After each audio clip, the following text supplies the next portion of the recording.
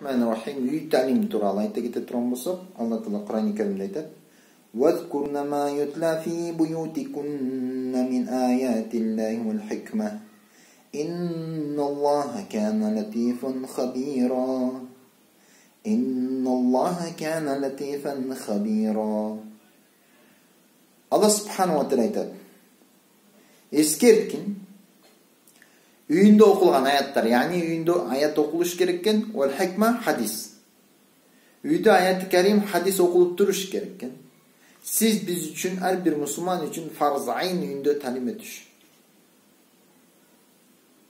Кимде ким үйдө талим жок дей турган болсо, бул аятты жокко чыгарган болот.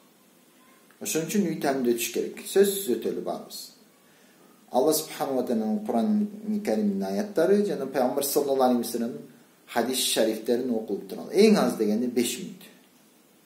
Bardızga düşke tofik bersin. Sizin uyunuzda talim etülse, geçinde kanday asmanda yıldızlar jarkırap görünse, ahli-sema asman eylerini sizin uyunuz oşan gibi jarkırap görünüp duradi. Nur çaçıp duradi da.